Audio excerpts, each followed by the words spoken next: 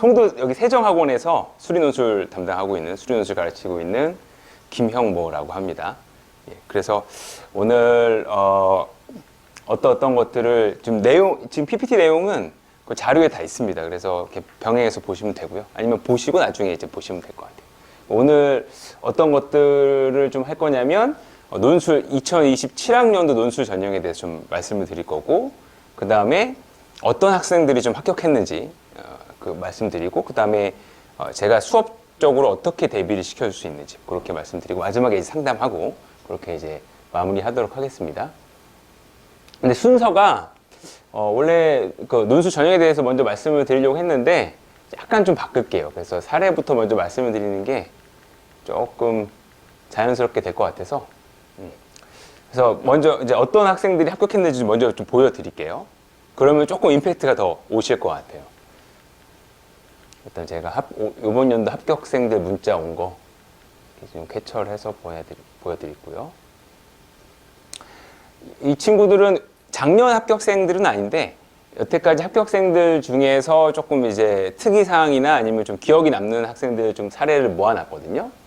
여기 지금 보이시는 여기가 지금 수능 등급입니다. 그리고 이 학생들이 합격한 대학이 이 학교고요. 보이실까요, 잘? 예. 먼저 여기 보시면 연세대학교 붙은 친구고 몇 년 동안 저랑 이제 그 조교 활동 같이 하고 그랬던 친구인데 수학이 3등급이 나왔어요. 수학이 3등급이 나와도 연대에 합격할 수 있다. 그리고 다른 과목은 물어봤는데 대답을 안 해줘요. 왜냐하면 워낙 못 봐갖고. 그리고 실제로 이 친구는 최저만 맞춰서 논술로 이제 승부 보려고 했던 친구라서 사실은 다른 등급의 다른 과목에 큰 기대는 안 했는데 최저까지 못 맞히게 돼버렸어요. 원래 수학이 사실은 수능 때 3등급은 나왔지만 평소에 그래도 2등급은 나왔거든요. 근데 좀 수능 당일날 좀 미끄러져서 3등급이 나왔고, 다른 과목은 다 폭망한 것 같아요. 그래서 연세대를 합격했기 때문에 지원한 대학교가 어디냐면 연세대, 뭐 서성한, 뭐 이런 식으로 중앙대까지 지원을 했을 건데, 그때 당시에 연세대랑 한양대만 최저가 없었어요. 근데 한양대가 올해는 최저가 생겼습니다.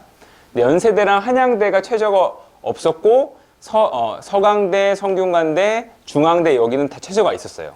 근데 최저를 다 못 맞춰서 연대랑 한양대만 시험 보러 갔는데 한양대는 떨어지고 연대는 붙었습니다. 근데 이게 말이 안 되는 게, 연대가 더 좀 우리가 소위 대학 레벨을 나누자면 연대가 더 높은데 연대가 붙고 한양대가 떨어지는 게 말이 안 되지 않냐라고 생각하실 수 있는데, 논술에서는 이게 비일비재합니다. 그러니까 막 이 레벨 차이가 너무 크지 않으면, 수리 논술은 레벨 차이가 너무 크지 않으면 그 조금 레벨이 낮은 학교를 떨어지고 그 위에 학교를 붙는 경우가 비일비재해서 그런 경우가 좀 생겼다, 이렇게 보시면 될 것 같아요.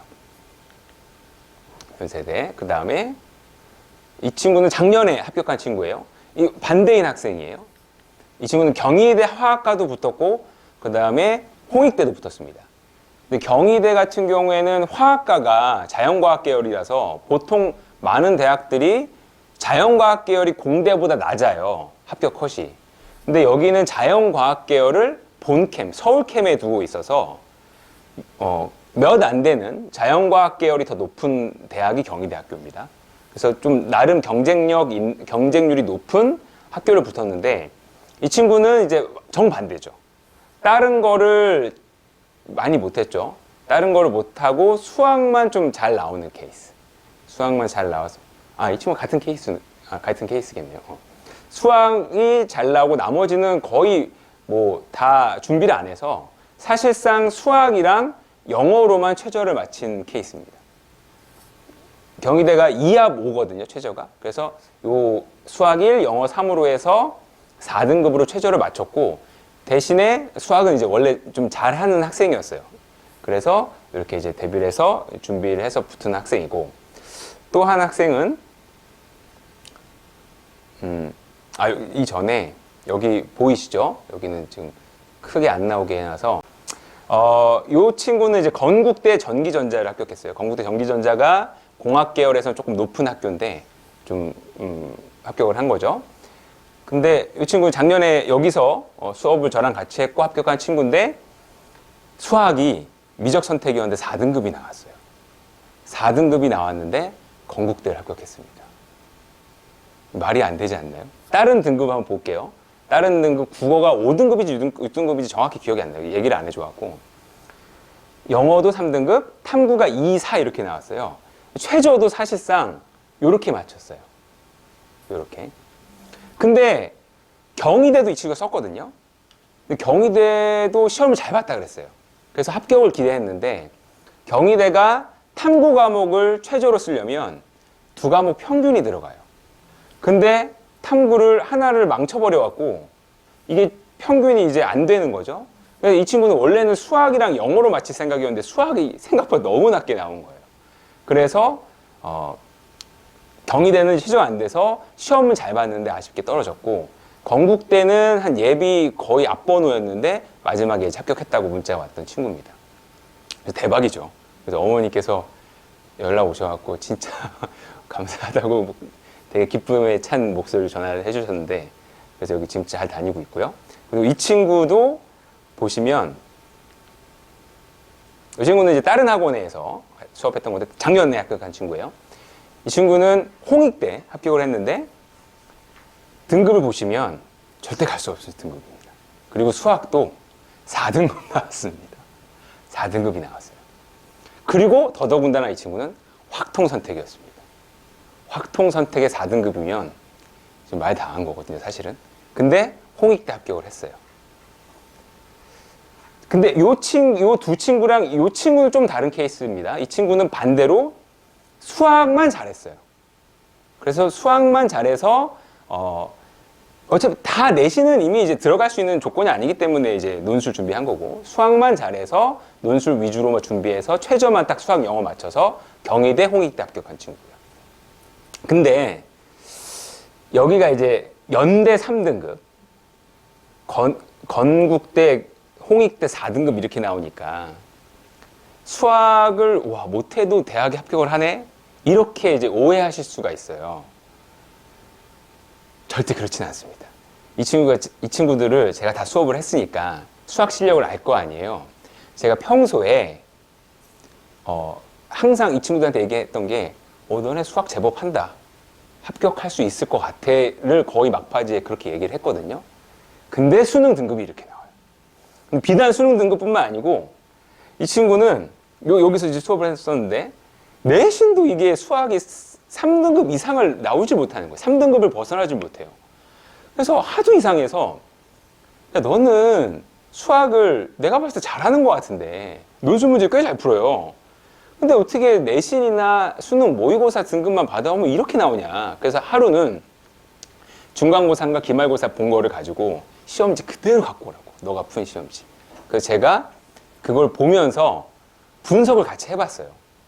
근데 대체적으로 나중에 시간을 좀 넉넉히 잡고 풀어보니까 풀긴 풀더라고요. 뭐 못 풀 문제 한두 문제는 있겠지만 대체적으로 풀어요.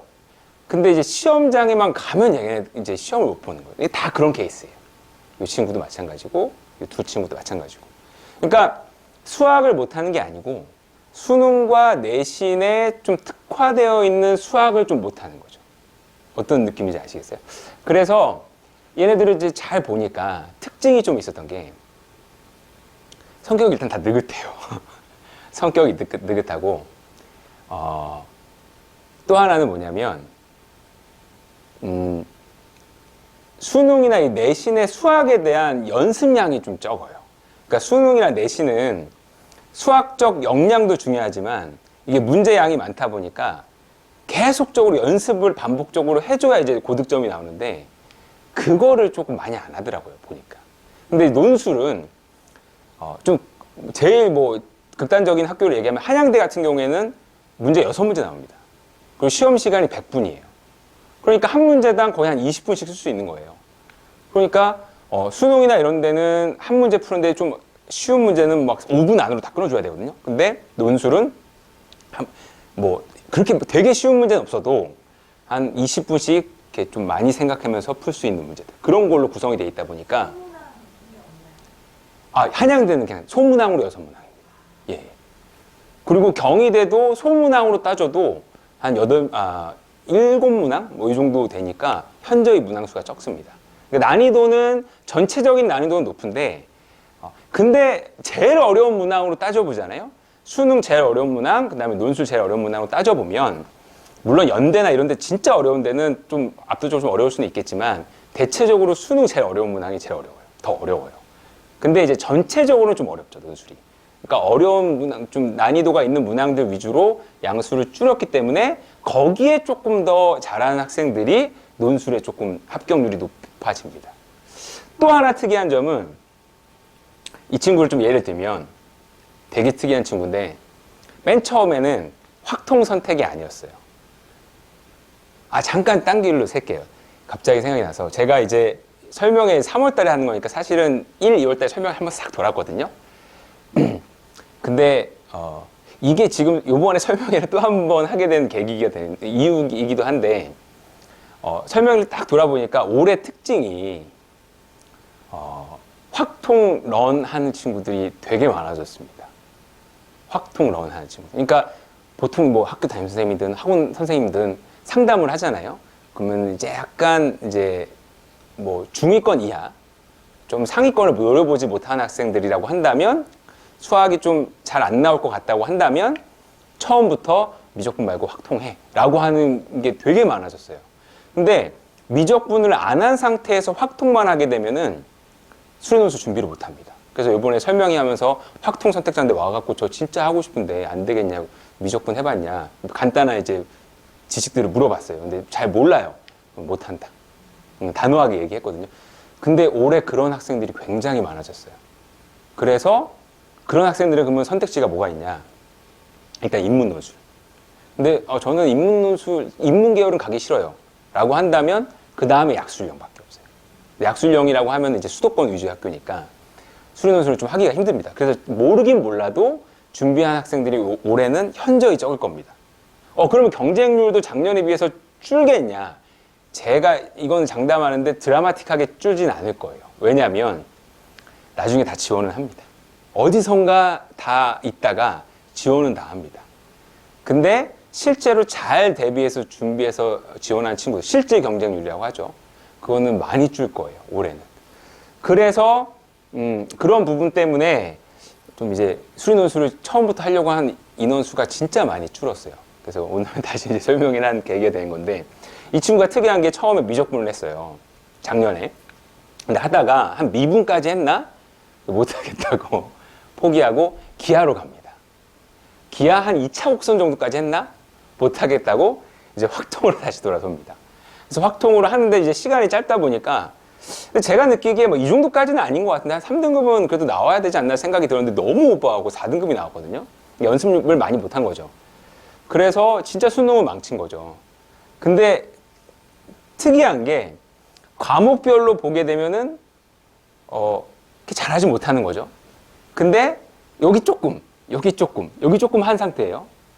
그 상태에서 이제 저랑 논술을 하면서 이제 좀 체계적으로 잡았을 거 아니에요. 논술에 맞춰서 체계적으로 잡았습니다. 그러다 보니까 지금 수리논술 입시 구조에 너무 적합한 학생이 된 거죠. 왜냐하면 이따 자세하게 얘기하겠지만 건동홍 라인 이상의 상위권 대학은 미적 확통 기하가 다 들어갑니다. 시험 범위에. 그래서 그게 학생들한테 되게 부담이 돼서 준비를 못 해요. 진짜 준비 많이 안 합니다.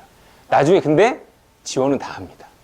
근데 장담을 하는데 이런 입시 구조에서 상위권 지원을 할 때, 근데 요즘에 중하위권도 마찬가지예요. 왜냐하면 논술이라는 이 시험이 범위가 수능이나 내신보다는 좀 넓거든요. 보는 시험 범주가 넓어요. 그래서 단기간으로 준비했다 합격한 학생들이 굉장히 드뭅니다. 이 합격의 그 가능성이 이제 현저히 줄어든다고 보시면 돼요. 근데 상위권으로 가면 그냥 제로라고 보시면 돼요. 뭐 애초에 수학적 역량이 아주 뛰어난 학생이면 모를까 거의 합격할 수가 없습니다. 거의 합격. 왜냐하면 할 게 너무 많아요. 이거를 한두 달 안에 절대 할 수가 없어요. 근데 이 친구는 이제 초반부터 저랑 했고 이제 깔짝깔짝 할 수 있으니까 저랑 이제 잘 준비를 해서 이제 합격을 한 거죠. 그리고 마찬가지로 이 친구, 나머지는 미적분인데, 그럼 나머지 학생들은 확통기하를 잘했냐? 아니에요. 확통기하 진짜 못했어요. 그래서 저랑 또 1학기부터 잘 준비해서 확통기하까지 잘 하게 돼서 합격을 하게 된 케이스입니다. 이게 사실상 제가 이걸 먼저 보여드린 이유가 이게 올해 수리논술 입시에서 가장 중요한 부분이에요. 그래서 이거를 잘 준비하면 힘들지만 합격 가능성이 굉장히 높아집니다. 물론 근데 솔직하게 말씀드리면 서성한급 이상의 대학은 그렇게 하더라도 원체 잘하는 학생들이 많이 몰리니까 그럼에도 불구하고 쉽지는 않은데 제가 봤을 때 중앙대 이하부터는 이렇게 잘 준비가 되면 해볼만 해요. 좀 수학적 역량이 좀 되고, 그리고 진짜 안타까웠던 게 여기 이 학원에서 작년에 좀 한 6월, 7월 그때 들어온 친구들이거든요. 근데 한 친구는 이제 인하대랑 어디 붙었는데 인하대랑 성신이었나? 성신여대 붙고 인하대 가고, 한 친구 3개 붙었어요. 인서울권에 서울과기대, 그 다음에 인하대, 하나 어디 붙었는데 3개가 붙었습니다. 근데 어디 간지 좀 정확하게 모르겠는데, 근데 왔는데 수학을 잘해요. 그리고 수능 수학 모의고사 등급이 한 2등급 정도가 나와요. 그러니까 이 친구들이랑 비교하면 오히려 얘네들이 수학 등급이 더 안 나오는 거예요. 그래서 너무 안타까운 게, 얘네들은 이제 붙을 거라는 느낌도 좀 들었어요. 워낙 잘하니까. 너무 안타까운 게, 야, 너네 조금 일찍 와서 확통기하도 좀 이렇게 미리 좀 준비를 했으면 여기 이런 대학도 너네 붙었을 수 있을 것 같다 라고 얘기를 했거든요. 그래서 한 여학생은 그 막판에 자기가 그런 얘기를 하더라고요. 내년에 한 번 더 학교 다니면서 그때는 확통기하도 준비해서 다시 준비해보고 싶다고 그 얘기를 해요. 왜냐하면 제가 계속 반복적으로 해요. 너 잘한다고. 근데 왜 이제 왔냐? 그런 얘기를 계속 했거든요. 그래서 올해 수리논술의 진짜 중요한 부분이 그 부분이다. 그렇게 생각하시고 지금부터 이제 들으시면 되거든요. 아무튼 이렇게. 그래서 여기 내용에 후기들 다 써놨거든요, 학생들이. 그래서 한번 보시면 될 것 같습니다. 아까 그 연대 붙은 친구가 후기 써달라고 하니까 지금 거기서 뺐어요. 너무 짧아서. 요거 딱 하나 써놨더라고요. 인생은 한방 논술 준비하세요. 약간 좀 불성실한 친구긴 했어요. 근데 수학적 머리가 좀 있어갖고. 그러니까 수능 등급도 안 나오죠. 수학적 머리가 있는데 연습을 많이 안 하니까. 하여튼 이렇게 한번 보시면 될 것 같습니다. 그래서 다시 앞으로 좀 넘어가겠습니다. 그래서 이제 2027학년도 논술 전형의 특징들을 좀 말씀을 좀 드려볼게요. 먼저 올해 좀 특징이 있어요. 올해 특징 안 보이시죠? 제가 말로 좀 표현을 하겠습니다. 먼저 인원수는 작년에 대비해서 큰 틀에서 이렇게 바뀐 건 없습니다. 근데 약간 늘어났는데 그 이유가 뭐냐면 약술형 보는 대학교가 좀 늘어나서 전체 한 152명 정도, 그러니까 한 수도권의 대학교에서 좀 늘어났습니다. 전체적으로는 큰 틀에서 변한 건 없어요. 그리고 그 전체 인원, 그러니까 그 모든 대학에서 논술 전형을 뽑는 인원으로 따지면 3점 몇 프로가 돼요. 근데 우리는 이제 그런 대학에 관심은 다 있지는 않으니까 논술만 보는 대학들만 골라서 그 퍼센테이지를 보면 수시 인원 중에서는 한 16%가 되고요. 정시까지 다 합쳐서는 한 12점 몇 프로 됩니다. 그럼 12점 몇 프로가 어느 정도 수준이냐면 그 학교들의 교과 전형보다 높은 수치예요. 그러니까 교과보다 많이 뽑는 전형이거든요. 근데 이제 논술이라고 하면 굉장히 조금 뽑다 이렇게 생각을 하는데 그런 학교들만 모아놓으면 교과보다 많이 뽑는 전형이다 이렇게 보시면 됩니다. 물론 종합이나 수능이 압도적으로 많은데 근데 어쨌든 수능과 수시는 같이 쓸 수 있는 거니까 수능 위주로 간다면 내신이 조금 힘들어서 내가 원하는 학교가 좀 힘들다면 수능과 논술을 이제 같이 준비하는 전략을 세워야 되죠. 그 다음에 약술형 보는 학교가 늘어나서 좀 이제 유명한 대학교가 국민대, 상명대, 가천대, 뭐 수원대, 강남대 이런 학교들. 그래서 자료 보시면은 좀 자세하게 나와 있습니다. 그 다음에 메디컬 대학교가 조금 여기는 이제 빠진 데가 있고 조금 약간 상징적이라고 봐야 되는데 연대가 치대가 이제 올해부터 논술을 안 봐요. 그래서 좀 아쉬움은 있는데 그 대신에 단국대도 작년에 메디컬 들어왔다가 이번에 다시 빠지고 대신에 이제 가천대가 한의학과랑 약학계열을 논술로 이제 추가했고, 그 다음에 아주대, 부산대, 의약학대학의 인원이 좀 확대가 됐습니다. 그래서 빠지고 들어왔다. 이렇게 좀 보시면 돼요. 그 다음에 논술 100%. 이 말이 무슨 말이냐면, 내신을 이제 아예 안 보는 대학교가 되게 많아졌어요. 그래서, 내신이 제가 너무 안 좋은데요? 여전히 기회가 있는 전형이다. 여전히 기회가 있는 전형이다. 이렇게 좀 보시면 되겠습니다. 그래서 전체적인 틀을 좀 말씀드리고 있고요. 그 다음에 선발 방식이 좀 많이 변경이 된 대학만 좀 말씀을 드리자면, 연세대가 한 몇 년간 과학을 안 봤었는데 올해부터 과학이 다시 들어왔어요. 근데 어떤 식으로 볼지 예전에 과학 논술을 봤을 때를 비추어 보면, 그때는 이제 과별로 지정되어 있는 과학을 반드시 치러야 됩니다. 예를 들어서 화학과를 지원했다. 그러면 화학을 반드시 봐야 돼요. 근데 난이도가 제법 어렵고 투과목 내용까지 나와요. 근데 이제 올해 어떻게 표현했냐면, 이렇게 융합 시대에 맞춰서 이제 다면적 사고를 위해서 과학 재심을 넣었다라고 얘기를 해서, 이게 과거에 얘기하는 과학 논술과는 좀 차이가 있을 거라는 생각이 좀 들거든요. 그래서 투과목까지 안 나올 수도 있을 것 같고, 과거보다는 조금 약간 국어의 과학지문화 같은 느낌이 좀 들 것 같다는 느낌은 있어요. 근데 아직 구체적으로 나오지 않아서 나중에 좀 봐야 될 것 같고, 어찌됐건 좀 부담이 늘었습니다. 연대가 그래서 좀 굉장히 이제 논술 중에서 되게 당연히 학교도 높으니까, 근데 준비하는 과정 자체도 되게 부담스러운 대학이 됐어요. 왜냐면은 일단 과학을 봐야 돼요. 그리고 수학도 미적, 확통, 기하 다 나오죠. 난이도도 되게 어렵습니다. 그리고 수능 전에 봐요. 수능 전에. 그게 좀 또 커요. 수능 전에 보는데도 또 되게 일찍 봐요. 거의 제일 처음 보는 대학교가 연세대거든요. 그러다 보니까 경쟁률이 대학교 레벨에 비해서 많이 낮습니다. 그 이유는 일단 방금 이런 부담스러움 때문에 중위권 학생들이 섣불리 덤비지를 못해요. 어차피 뭐 붙겠어? 쓰는 친구들 대체적으로 이제 그런 거죠, 이제. 그래도 연대 한번 가보고 싶어요, 뭐 이런 친구들. 대학교 한번 구경해보고 싶어요, 이런 친구들. 그리고 최상위권 학생들도 메디컬까지 준비한 학생들은 약간 부담이 되죠. 왜냐하면 수능 준비를 해야 되는데, 연대 하면서 수능 준비하는 게 부담이 되고, 또 납치의 위험도 있으니까 안 써요. 그러다 보니까 그래도 자기가 실력적으로 연대를 합격해 볼 만한 친구라고 한다면 전략적으로 잘 준비하고, 대신에 지금부터 꾸준히 준비가 돼야 됩니다. 그러면 승산이 좀 있는, 경쟁률이 좀 낮으니까. 그리고 중앙대가 아주 특이한데, 중앙대가 요번에 창의 인재 논술 전형이라는 걸 신설을 했어요. 이게 뭐냐면, 원래 논술 전형이라는 게 있었거든요. 근데 얘랑은 별개로 창의 인재 논술 전형이라는 게 생겼어요. 근데 여기서 인원수를 좀 빼고 조금 인원수를 전체적으로 늘어난 거죠.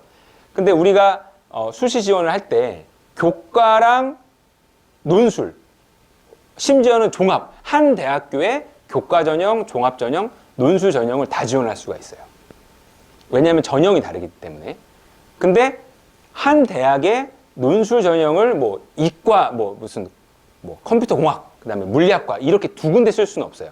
근데 전형이 다르면 한 대학교에 2번 쓸 수가 있거든요. 근데 이 창의 인재 전형과 창의 인재 논술 전형과 일반 논술 전형이 다른 전형이에요.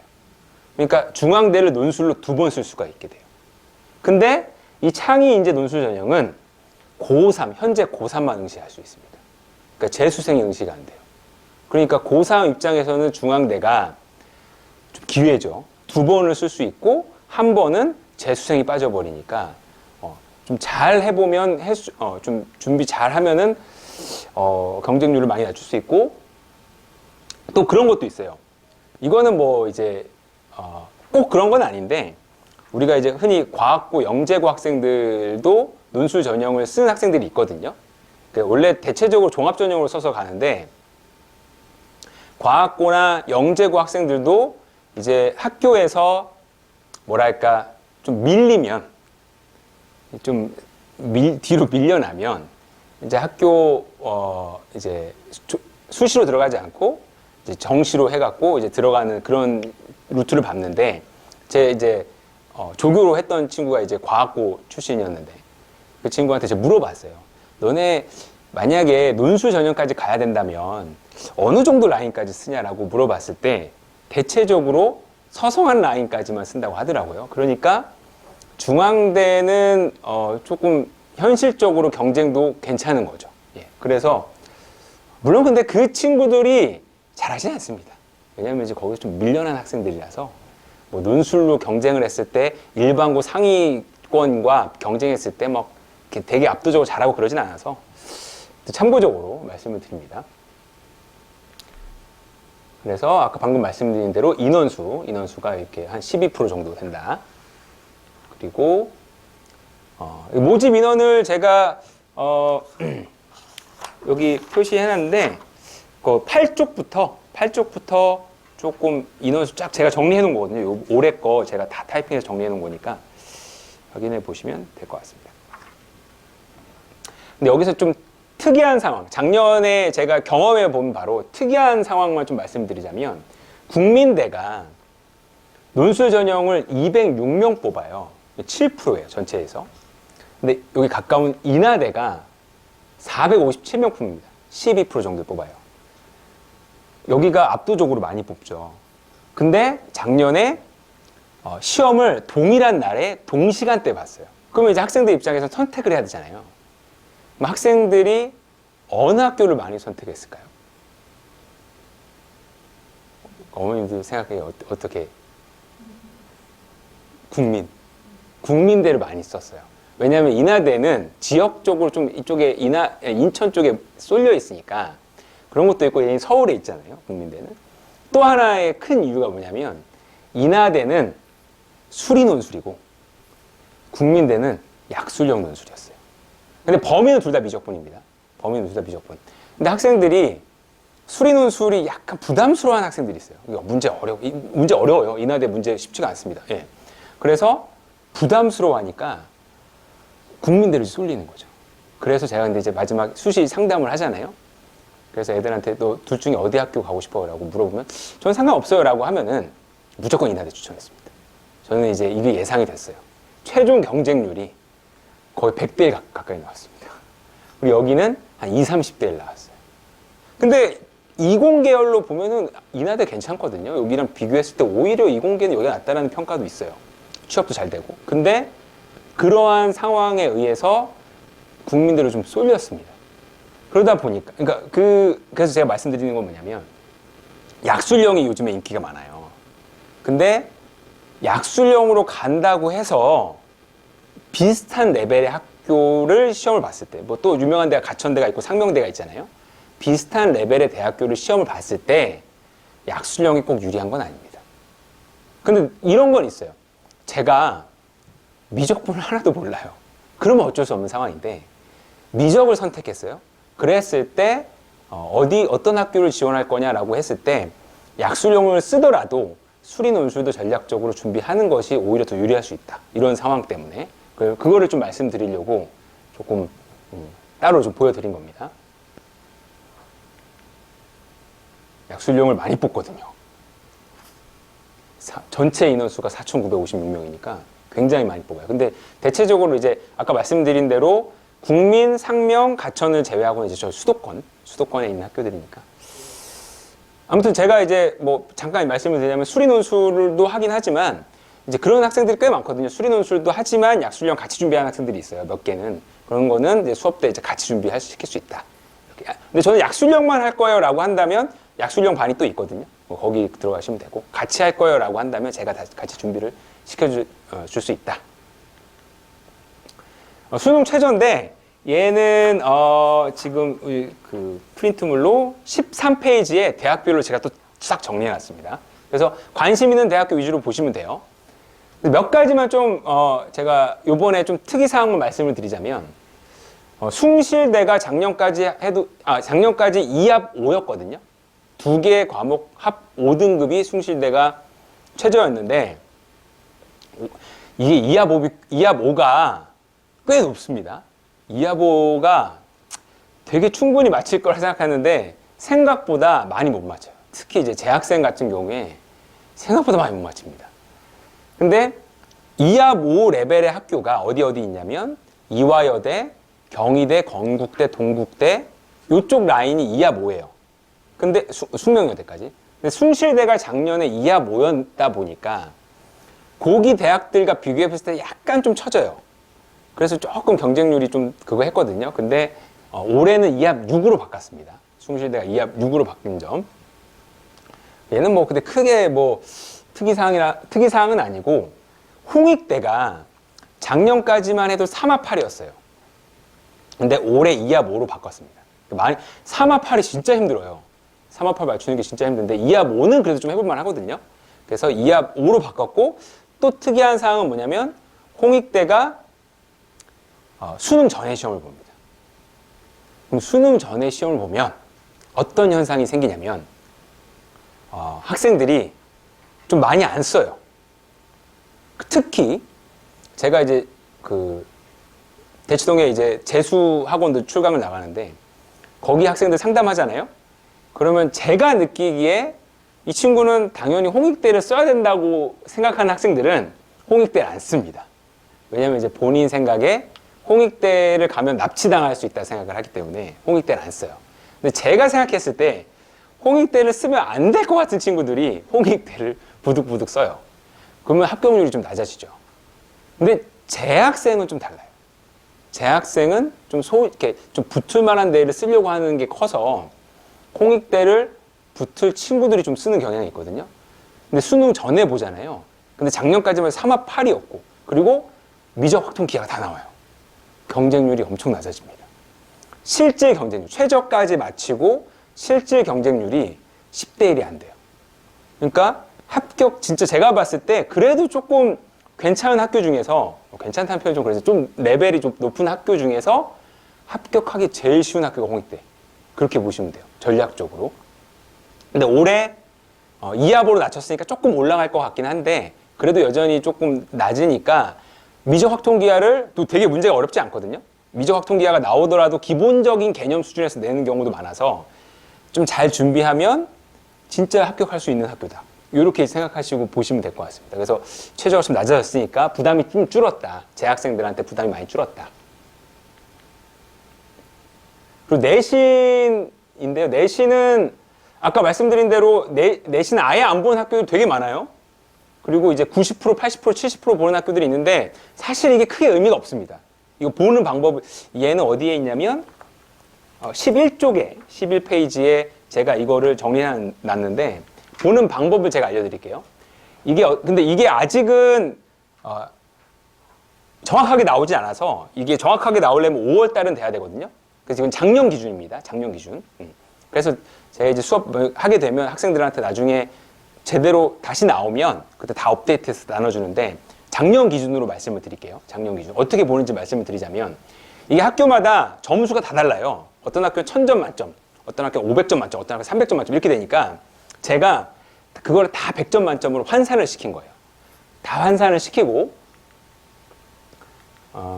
지금 여기 이거부터 볼게요. 중앙대를 예를 들면 중앙대가 20%를 봐요. 내신을.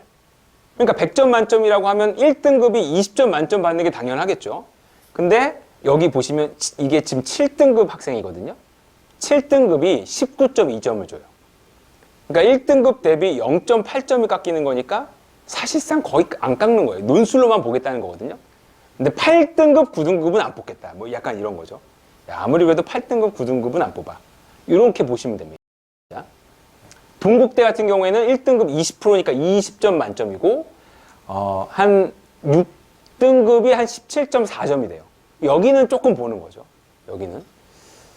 그리고 그러니까 사실상 진짜 대부분의 대학교가 내신을 거의 안 보기 때문에 6등급까지는 대부분의 대학교가 내신 신경 안 써도 됩니다. 그냥 논술만 잘 보면 돼요. 논술만. 저는 그래도 7등급도 안 되는데요. 그래도 내신을 아예 안 보는 학교가 되게 많아졌다. 선택지가 무조건 있다. 이렇게 보시면 될 것 같고. 그럼에도 불구하고 여전히 아직 조금 많이 보는 학교가 있는데 숭실대, 세종대 이런 데는 좀 보거든요. 거기는 등급별로 점수 깎이는 폭이 좀 커요.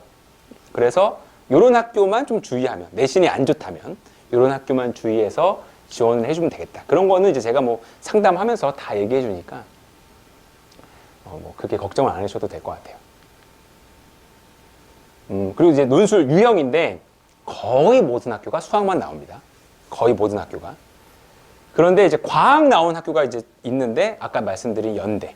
그 다음에 메디컬 보는 몇 개 대학교. 경희대, 아주대, 경북대. 요 정도만 과학이 나오고 다 수학이 나옵니다. 그러니까 수학만 잘하면 대학교 갈 수 있는. 하지만 그 수학이 학생들이 알고 있는 그 수학이랑은 좀 다른 그런 수학. 이렇게 보시면 돼요. 그리고 이제 약술형 있고요. 요즘에 통합형이라고 해서 그런 학교들이 있어요. 건국대 자유전공, 세종대 자유전공이라서 몇 개 대학은 수리 논술과 인문 논술을 통합해서 보는 학교들이 있어요. 근데 인문보다 수리 비중이 훨씬 커서 어쨌든 수학 잘 봐야 됩니다. 그거는 뭐 나중에 상황 봐서 결정하는 거라서. 그 다음에 이제 이 부분이 이제 아까 말씀드린 대로 좀 제일 중요한 부분이라고 말씀드리는 건데, 수학 중에서 범위가 어느 정도 되냐. 그걸 이제 말씀드리는 거예요. 아까 딱 잘라서 말씀드리자면, 건동홍 라인 있죠. 건동홍 라인보다 그거 포함해서 그 이상의 대학은 미적 확통 기하가 다 나옵니다. 그냥 딱 잘라서 말씀드리면. 예외가 하나가 있어요. 예외가 어디냐면 성균관대. 성균관대는 아예 그 선택 과목을 안 내요. 그냥 수원 수투까지만 내겠다. 근데 문제가 쉽진 않습니다. 문제가 제법 어려워요. 막 계산도 막 되게 복잡하고 제법 어려운데, 거기는 특이하게, 이게 맞는지는 모르겠는데 거긴 특이하게 또 어떻게 시험을 보냐면, 인문 논술을 보더라도 이공계에서 인문 논술 보고 입학할 수 있는 비율을 조금 만들어 놨어요. 그러니까 인문 논술로도 성균관대 이공계를 들어갈 수 있습니다. 반대로 자연계 논술을 보고 수리 논술을 보고 인문계로 들어갈 수도 있어요. 그래서 약간 전략적으로 이렇게 선택한 학생들도 있는데, 그거는 이제 나중에 선택하는 거고, 그 성균관대를 제외하고는 다 미적 확통기가 나옵니다.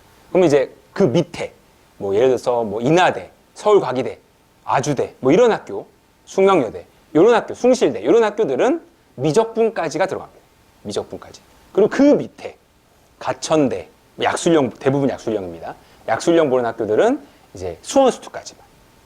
뭐 일부 학교는 거기에 국어가 들어가죠. 예, 그렇게 세 개의 큰 틀로 나뉘어진다고 보시면 돼요. 그래서 이렇게 나뉘어져 있다. 그래서 사실 이게 되게 부담이 되는 거예요, 학생들한테. 이 부담을 내가 갖고 해보겠다라고 하면은 그만큼 자기한테 무기가 되고, 자기의 본인의 지금 등급보다 좋은 대학교를 갈 수 있는 좀 경쟁력이 생기는 거죠. 그래서 합격 사례는 아까 다 말씀드렸고, 그래서 이 부분을 좀 강조해서 제가 어떻게 수업을 하는지를 좀 말씀을 드리자면,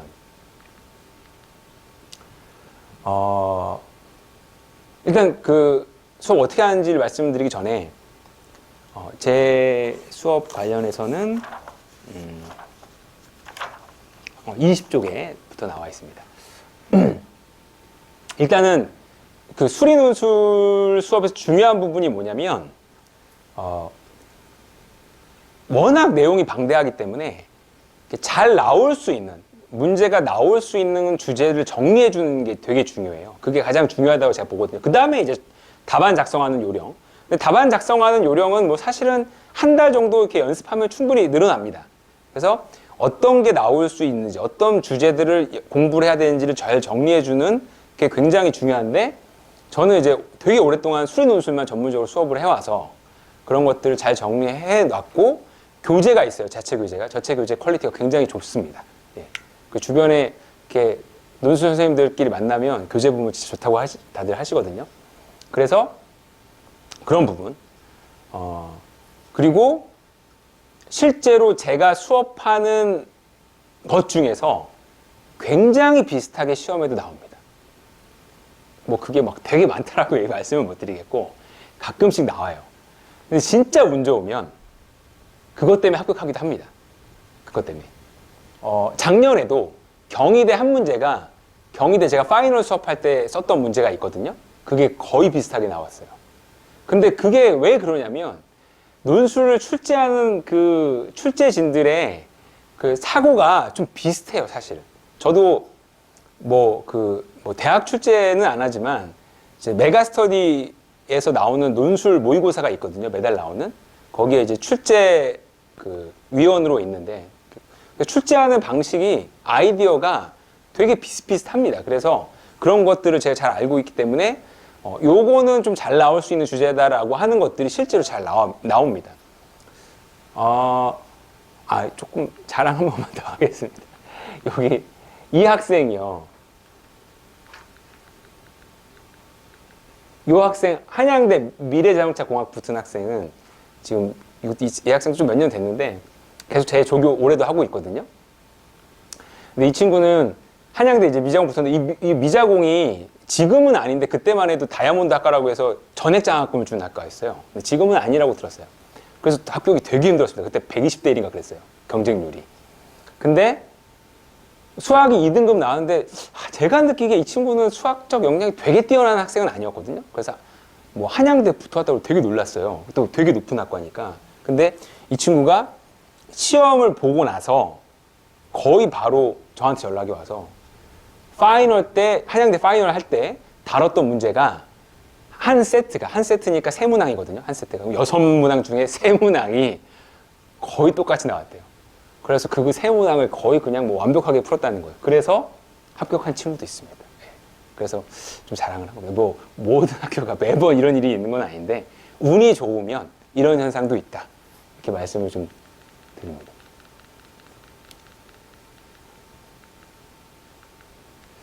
그래서 제가 교재거든요. 교재고, 그 다음에 이제 논술 모의고사도 지속적으로 보고, 오늘 이제 만약에 오셔서 학생이 이제 등록을 하시면 교재는 무료로 드리겠습니다. 답안 작성하는 거 제가 직접 다 첨삭하고요. 제가 뭐 어느 선생님들 같은 경우에는 조교들이 첨삭하는 경우가 많거든요. 여기 제가 다 하겠습니다. 그래서 이제 논술 모의고사를 계속 지속적으로 봅니다. 근데 제가 여기서만 수업을 하는 게 아니라 여기저기서 수업을 하기 때문에 올해 아마 조금 이제 수능논술 준비한 학생들이 좀 인원수가 점점 좀 줄고 있어요. 내년에 이제 확 바뀌어서 어떻게 될지 모르겠지만. 그래서 올해 조금 줄어서 그래도 한 150명 언저리까지는 갈 것 같아요. 전체 인원수가. 그러면 그 학생들의 데이터를 똑같은 문제를 푸니까 계속 쌓이겠죠. 그래서 그 데이터를 가지고 나중에 수시 지원할 때, 상담할 때 객관적 지표로 씁니다.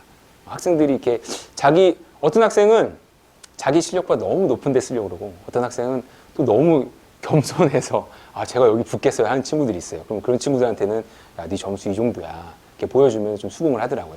그래서 그렇게 이제 지표로 쓰려고 계획 중입니다. 요게 이제 제가 이제 이게 이제 인하대 적중한 문항인데 뭐 거의 똑같이 나왔습니다. 이게 제 교재에 있던 문항이고, 얘는 그냥 토시 하나 안 틀리게 똑같이 나왔고요. 왜 그러냐면 이 주제가 되게 유명한 주제라서 그래요. 얘는 숫자는 다른데 그냥 문제는 똑같아요. 뭐 이런 식으로 나올 수도 있다. 그럴 수 있다. 그래서 이제 수업을 하는데 이게 논술이 워낙 다양한 대학교, 그 다양한 학과 막 이렇게 학교마다 또 보는 방식이 다 틀려서 이렇게 크게 네 개 부분으로 유형의 학생들이 있어요. 그래서 상위권, 그러니까 확통기하까지 그냥 뭐 무조건 준비해야 되는 학생들. 그 다음에 인서울권, 이거는 이제 확통기하도 하지만 그냥 미적분만 보는 약간 이제 걸쳐 있는 학생들.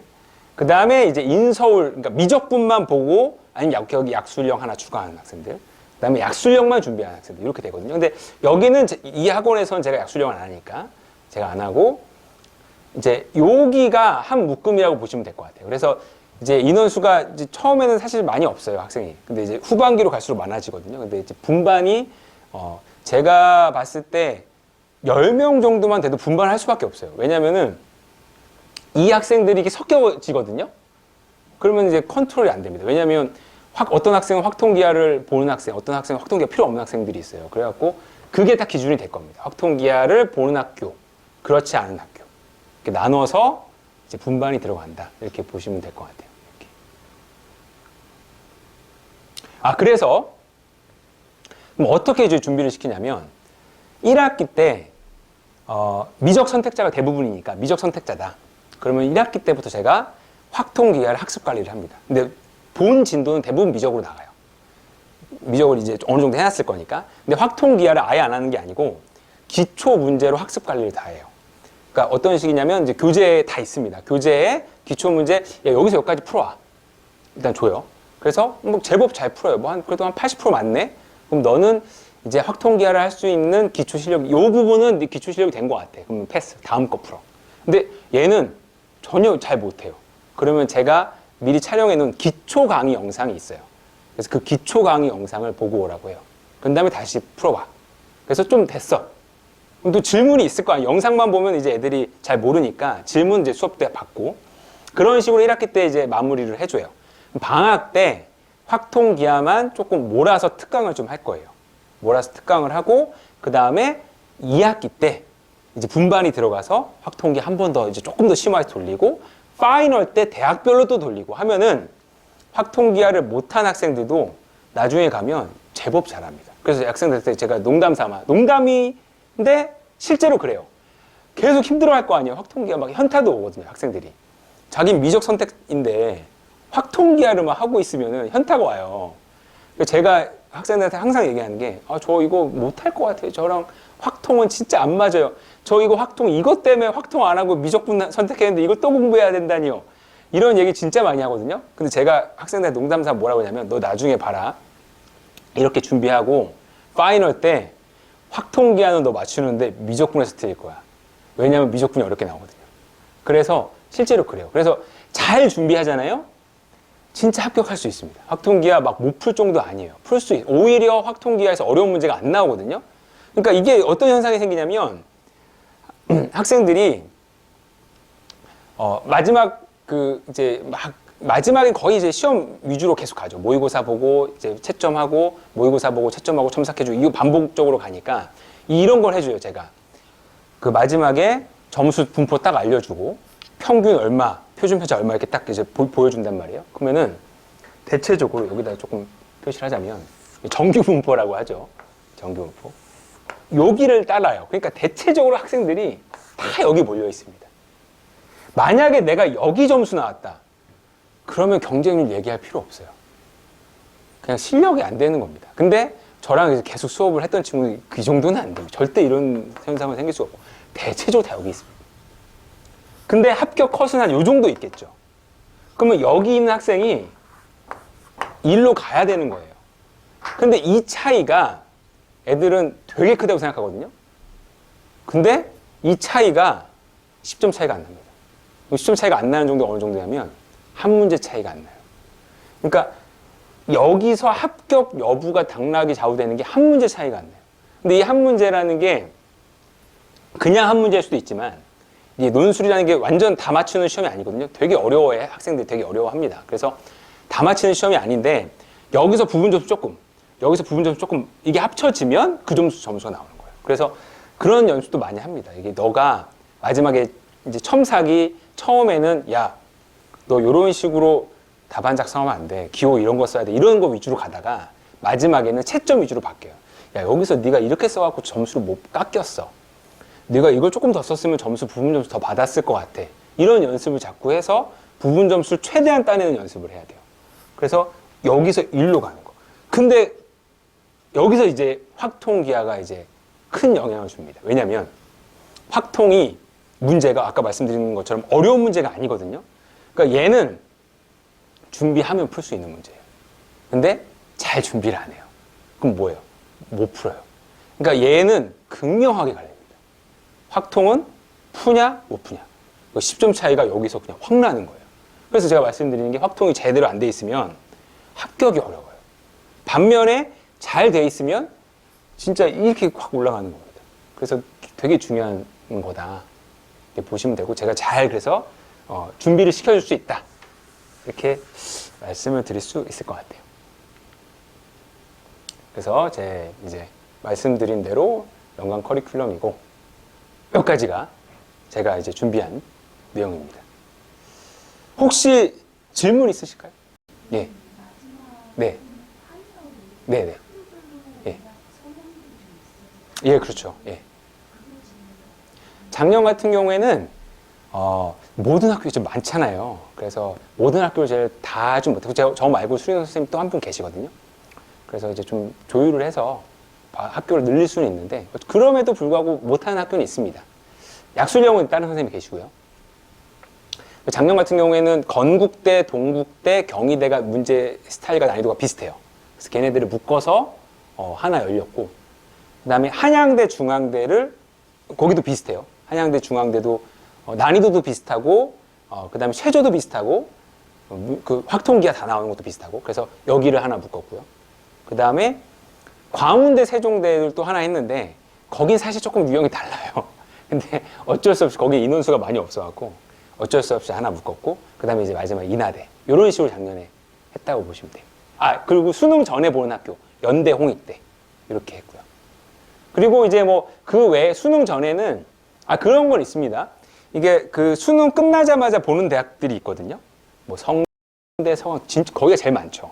뭐 성대, 서강대, 뭐 숙명여대, 숭실대 이런 학교들이 다 그때 봅니다. 근데 사실상 그때 수능 끝나고 준비할 시간이 없어요. 금요일 하루밖에 없거든요. 토요일, 일요일날 봐야 되니까 금요일 하루밖에 없으니까 준비하는 게 아니죠, 사실은 그거는. 그리고 애들 공부도 못해요. 그때 막 정신 수능 끝나고 막 여기가 어딘가 막 그러고 있을 때 이제 준비해야 되니까. 그래서 그 학교들은 수능 전에 다 준비해야죠. 그래서 사실 그 학교들은 수능 전에 준비를 해놓고, 제가 말씀드린 학교들은 한양대, 중앙대, 인하대는 이제 수능 이후에 한 주, 두 주 뒤에 보니까 그때 이제 좀 파이널을 좀 꾸준히 준비하는 거죠. 그렇게 이제 준비를 한다, 이렇게 보시면 됩니다. 수능까지 다 준비해서 네, 네, 네, 네, 네, 네. 수능 연도의 안대랑 예. 연출이 안대가 끝부분에 네. 한가위 두개 네, 각자를 상황에 맞춰서 네. 진행해야 되는데 네. 그 부분에서 좀 팁을 좀 주셨으면 좋겠어요. 좀 후반기로 갔을 때요? 근데 이건 학생들마다 너무 차이가 나서. 그러니까 초반에 그러니까 만약에 예를 들면은 재수하는 친구들 같은 경우에 수능이 무조건 우선순위예요. 그래서 공부할 시간이 현저히 적어요. 그 친구들한테는 제가 그렇기 때문에 너네는 어차피 논술 무조건 갖고 와야 되니까 초반부터 적당량으로 꾸준히 하는 게 너네들 승산이 좋다. 그래서 좀 추천하는 게 수업 시간 포함해서 그냥 일주일에 한 5시간씩 꾸준히 하자. 그럼 이게 쌓이면 이제 되게 많아지거든요. 근데 이제 재학생 같은 경우에는 진짜 되게 다양한 친구들이 많은데, 예를 들어서 종합전형도 해야 되고, 애매한 등급의 학생들이 있어요. 종합도 해야 되고, 수능도 준비해야 되고, 어떻게 될지 모르니까 논술도 준비하는 거예요. 그럼 그런 친구들은 뭐 비슷한 맥락에서 얘기를 하는 거죠. 그러니까 그렇기 때문에 조금 꾸준히 오랫동안 준비해서 나중에 최종적인 양이 많아져야 된다 얘기하고, 만약에 종합전형에 대한 부담이 크면은 그래도 일단 제일 중요한 것부터 해야 되니까 일단 1학기 한 중간고사 끝나고부터 논술 준비하자. 근데 2학기부터 준비하면은 좀 많이 늦은 감은 있습니다. 그래서 못해도 1학기 중간고사 아니면은 진짜 기말 끝나자마자 바로 등록해서 그렇게 해야 되고, 이런 친구들이 있어요. 전 내신은 이미 끝났어요. 내신은 이미 끝났고 수능이랑 논술 남았어요. 근데 수능보다는 논술에 좀 비중을 키우는 제 학생들이 그러거든요. 수능도 되게 어렵거든요. 수능도 이제 전체 등급을 다 높이는 게 쉽지가 않으니까, 수능은 하긴 하는데 일단 해볼게요 라고 하다가 이제 중간쯤 되면 수능 힘들겠는데요 라고 하면은 최저 맞히자. 논술 위주로 가는 거죠. 근데 그 친구들 제가 무조건 그렇게 하라는 얘기는 아니고, 그런 친구들은 제가 이제 봐요. 그래서 너는 되겠다라고 하는 친구도 있어요. 첫 번째, 수리 논술적 역량이 돼야 돼요. 그래야 이제 승산이 있으니까요. 그리고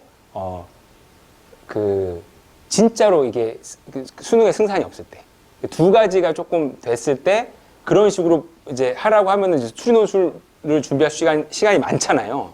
그러면 문제량을 많이 줍니다. 근데 그런 친구들이 합격 가능성이 좀 많이 높아요. 아까 전에 보여드렸잖아요. 다른 거 좀 많이 버린 애들, 걔네들이 좀 합격 가능성이 좀 높아지긴 해요. 근데 수능을 초반부터 버리라고는 좀 너무 리스크가 있어서, 그래서 제가 생각했을 때 꾸준히 준비한다라고 하면은 일주일에 한 5시간 정도씩은 꾸준히 하자. 이렇게 좀 표현을 하거든요. 근데 그래도 마지막에 파이널 때는 그래도 조금 더 늘려야 되지 않나 생각은 드는데, 그건 학생들마다 차이가 있어서 제가 그때 상황에 따라서 좀 과제나 이런 걸 부여하고 있습니다. 네. 또 뭐 괜찮으실까요? 대답이 좀 되실까요? 이게 근데 워낙 애들마다 달라서 그때그때 상담하면서 이렇게 조율해 나가야 돼요. 그러니까 저는 뭐 마음 같아서 진짜 많이 시키고 싶고 그런데 애들이 막 그렇게 못 따라와요. 문제도 어렵고 막 할 거 많고 막 그러니까 그래서 밀고 당기기 좀 해줘야 됩니다. 제가 너무 막 하면 애들 막 다 도망갑니다. 그래서 요 정도만 하자. 이 정도. 처음에 하다가 점점 늘려가는 거죠. 막판에 이제 애들이 어느 때가 오면 논술이 되게 간절해질 때가 있거든요. 분명히 그 시기가 옵니다. 분명히 그 시기가 오면 그때는 이제 많이 시켜도 애들이 이제 막 하죠. 예. 또 이렇게 궁금하신 게 있으실까요? 괜찮으실까요?